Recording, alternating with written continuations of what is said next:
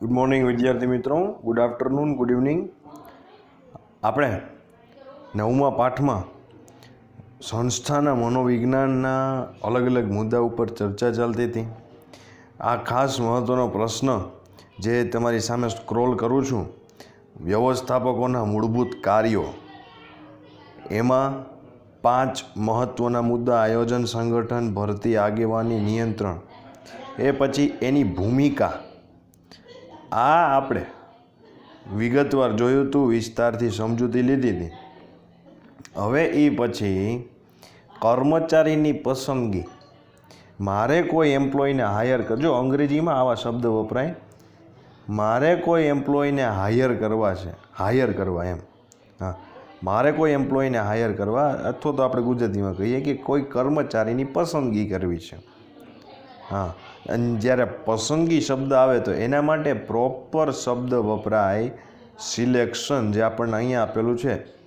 હા, હાયર કરવા એટલે આપણે એમ કહીએ ને કે નિયુક્ત કર્યા, એ હાયર કર્યું. અહીંયા પસંદગીની વાત છે કે પહેલાં પસંદગી, નિયુક્ત એટલે સાવ નક્કી. તો એની રીતો કઈ છે? એક તો કર્મચારીની પસંદગી અને એની રીત કઈ, બે વસ્તુ આમાં જોવાની છે. તો જોઈએ.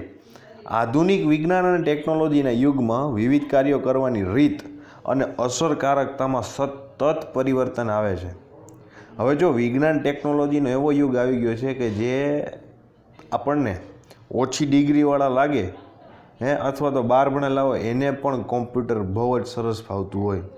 દાખલા તરીકે હું તમને વાત કરું, આ એક વસ્તુ કદાચ મેં આ સ્ટાર્ટિંગમાં કીધી હોય વાત, અને જો ન કીધી હોય તો હવે કહી દઉં, લગભગ કીધી જ છે. જ્યારે કાર્ય વિશિષ્ટીકરણ ચાલતું હતું ત્યારે અહીંયા વચ્ચે ઘણી બધી જો સફેદ જગ્યા ખાલી કોરી દેખાય છે, તમે ત્યાં ટાંકી પણ શકો કે practice max main perfect. Practice માણસને પરફેક્ટ બનાવે છે. હું તમને આપણી શાળાના જે ટાઈપિંગ માસ્ટર છે, હું એમ માસ્ટર કહું છું, કારણ કે એની ટાઈપિંગ સ્પીડ આપણને એવી લાગે કે જાણે કોઈ રોબોટ કોમ્પ્યુટર ઉપર કામ કરે છે. એટલું ફંક્શનલી, બહુ તો 2-3 ભૂલો નીકળે, નાની નાની, બાકી ભૂલ પણ ન હોય, એટલું સરસ ગુજરાતી ટાઈપિંગ. હો મિત્રો, હા, ઇંગ્લિશ નહીં, ઇંગ્લિશ તો ખરું જ, પણ ગુજરાતી ટાઈપિંગ પણ. એટલે આ હવે જોવા જઈએ તો એમની ડિગ્રી કોઈ ખાસ ન હોય, પણ એમની આવડત છે એ ડિગ્રીવાળા કરતાં પણ એમ કહેવાય કે અદ્ભુત હોય. તો આ વિજ્ઞાન ટેકનોલોજી યુગની આ જ વાત છે કે કાર્ય કરવાની રીત અને અસરકારકતા. અસરકારકતા એટલે શું? તો કે જે પરિણામ મળવું જોઈએ એ અસરકારકતામાં સતત પરિવર્તનો આવ્યા રાખે છે. પહેલાં શિક્ષણ એ કાર્ય સફળતાનો આધાર માનવામાં આવતો હતો. હા, વચ્ચે એક જમાનો હતો જ્યારે તમને આમાં ઊંડો રસ હોય તો આપણે જ્યારે રૂબરૂ મળીએ શાળાએ, તો તમે ચોક્કસ મને આ યાદ કરાવજો, એટલે એના ઉપર આપણે વિસ્તારથી સમજી લેશું. પણ વચ્ચે કેવો સમયગાળો હતો કે શિક્ષણને કાર્ય સફળતાનો આધાર, બેઝ માનવામાં આવતો હતો. પરંતુ હવે ડિગ્રી સાથે કૌશલ્યો અને કર્મચારીની વૃત્તિ, વ્યક્તિત્વ અને તેના વિવિધ મનોશારીરિક અને મનોસામાજિક પરિબળો, તેની કામ કરવાની રીત વગેરે તેની સફળતા અને પ્રગતિ ઉપર અસર કરે છે. If you want to be a successful, if you want to be day and day growable person, so તમારે આટલું યાદ રાખવું જ પડે કે કર્મચારીની વૃત્તિ, કૌશલ્યથી હું ખાસ ચાલુ કરું. જો ડિગ્રીની સાથે આટલી બધી વસ્તુ મેટર કરે તો હું તો ડિગ્રીને તો સાઈડમાં જ રાખી દઉં કે ભાઈ ડિગ્રી એકલી જ મહત્ત્વની થોડીક છે, એની સાથે આ બધું હોય તો કામ લાગશે. એટલા માટે કૌશલ્યો અને કર્મચારીની વૃત્તિ, વ્યક્તિત્વ અને તેના વિવિધ મનોશારીરિક અને મનોસામાજિક પરિબળો. વિવિધ મનોશારીરિક, જો મનોશારીરિક અને મનોસામાજિક ઉપર મારે ઊંડું જવાનું ન હોય મનોવિજ્ઞાનના વિદ્યાર્થી તરીકે, અને એમાં પણ જ્યારે 5મો પાઠ સમજી લીધું હોય તો મનોશારીરિક, અને એમાં પણ પહેલા પાઠમાં પણ આપણે આવ્યું હતું એ જ વિષયમાં 5મામાં અમે વાત કરી, પહેલામાં વાત કરી મનોશારીરિક અવસ્થા કેને કહેવાય. તો એ મનોશારીરિક અને મનોસામાજિક પરિબળ એનું સારું હોય, વ્યક્તિત્વ એની પર્સનાલિટી સારી હોય, અને એની કામ કરવાની રીત સારી હોય તો તે દરેક મુદ્દા, દરેક બાબત તેની સફળતા અને પ્રગતિ ઉપર અસર કરે છે. આધુનિક મનોવિજ્ઞાન યોગ્ય કાર્ય માટે યોગ્ય વ્યક્તિની અપેક્ષા રાખે છે. 110%ની વાત છે કે જે લેટેસ્ટ સાયકોલોજી છે, આધુનિક મનોવિજ્ઞાન યોગ્ય કાર્ય માટે યોગ્ય વ્યક્તિની અપેક્ષા રાખે છે. વિચારો કે યોગ્ય કાર્ય એટલે કેવું, તો કે મારે જે કામ માટે વ્યક્તિ જોઈએ છીએ એ એકદમ એમાં ઢળેલો હોય. દાખલા તરીકે મારે તમને એવા ડાન્સ ટીચર આપવા છે કે જે તમને એમ કહેવાય કે ડાન્સનો ડીથી લઈને ઈ સુધી દરેક વસ્તુ શીખવાડી દે. તમને એમ થાય આ શું સ્પેલિંગ શીખવાડવાની વાત કરે છે? ના, ડાન્સનું ફૂલ ફોર્મ બને ડી ફોર ડિસિપ્લિન. એવી રીતે ડી ફોર ડિસિપ્લિન થતું હોય તો ડીથી લઈને ઈ સુધી દરેક વસ્તુ શીખવાડી દે. તો એવા ડાન્સ ટીચર આપવા હોય તો મારે એવા ગોતવા પડે વ્યક્તિ કે જે ખૂબ જ ઓળઘોળ હોય.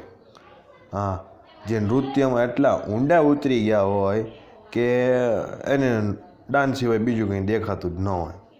એટલે યોગ્ય કાર્ય માટે યોગ્ય વ્યક્તિની અપેક્ષા રાખે છે. વિવિધ કાર્યોની સફળતા માટે વિવિધ શક્તિ, તાલીમ અને અનુભવ જરૂરી છે. મારે જે કામ કરવું છે એમાં મારી આવડત હોવી જોઈએ, શક્તિ હોવી જોઈએ. મેં જો થોડી તાલીમ લીધેલી હોય તો મારા માટે જ સારું કહેવાય. અને અનુભવ ખાસ જરૂરી છે. કોઈપણ સંસ્થા કે ઉદ્યોગોમાં વિવિધ પ્રકારના કાર્યો સફળતાપૂર્વક થાય તો તે ઔદ્યોગિક એકમ તેના ધ્યેય પ્રાપ્તિની પ્રગતિ કરી શકે છે.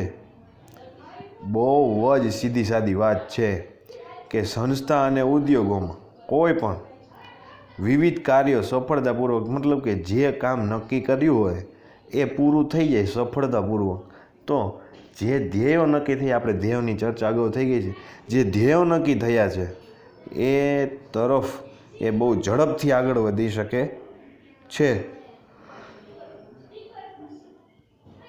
જુદા જુદા પ્રકારની કામગીરી કરવા જુદી જુદી વ્યક્તિ જોઈએ. 100%ની વાત છે. આની પણ આપણે પહેલાં વાત થઈ ગઈ. અને જુદી જુદી વ્યક્તિમાં જુદા જુદા ક્ષેત્રે કામ કરવાની જુદી જુદી ક્ષમતા જોઈએ. એ વસ્તુ પણ છે.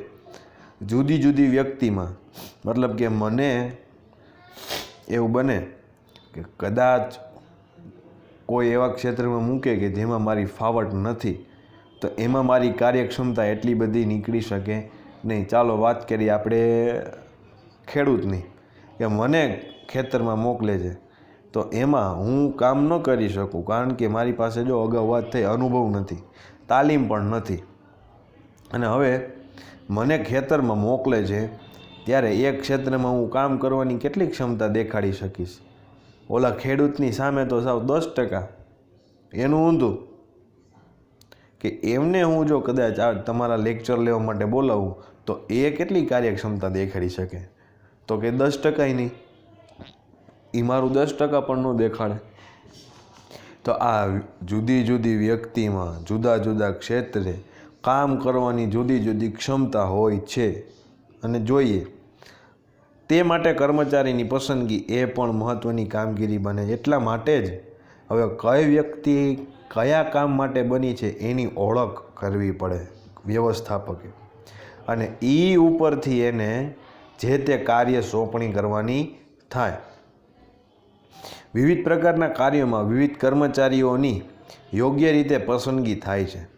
એ માટે વિવિધ પદ્ધતિઓ ઉપયોગમાં લેવાય છે અને સમય, સંજોગ, પરિસ્થિતિ મુજબ તેમાં સતત સુધારા વધારા સાથે પરિવર્તનો જોવા મળે છે. એ તો 110% મિત્રો, કે જેમ જેમ સમય બદલતો જાય છે, સંજોગ અને પરિસ્થિતિ બદલતા જાય છે, એમ એમ કર્મચારીની પસંદગીની રીત, એના વિવિધ પ્રકારના જે કાર્યો છે એ દરેકમાં સુધારો, વધારો અને પરિવર્તન આવતું જ જાય છે. જે આપણે દેખીતું છે એ જોઈ જ શકીએ. કર્મચારી પસંદગી માટેની આવી કેટલીક મહત્ત્વની પદ્ધતિઓ 4 પ્રકારની છે. 4 પ્રકારની પદ્ધતિ કર્મચારીની પસંદગી માટે છે. કઈ 4 પદ્ધતિ? તો કે પહેલું અરજીપત્રક, બીજું મુલાકાત. તમે યાદ કરો કે આપણે 11મા ધોરણમાં મુલાકાત, રૂબરૂ મોઢામોઢની વાતચીત એવું આવી ગયું હતું, જો તમને યાદ હોય તો. હા, લેખિત કસોટી અને નમૂના ઉપરના કર્તૃત્વની કસોટી. આ 4 વસ્તુ આપણે વિગતવાર જોવાની છે, જે આના પછીના સ્ક્રીન ઓડિયોમાં આપણે જોશું.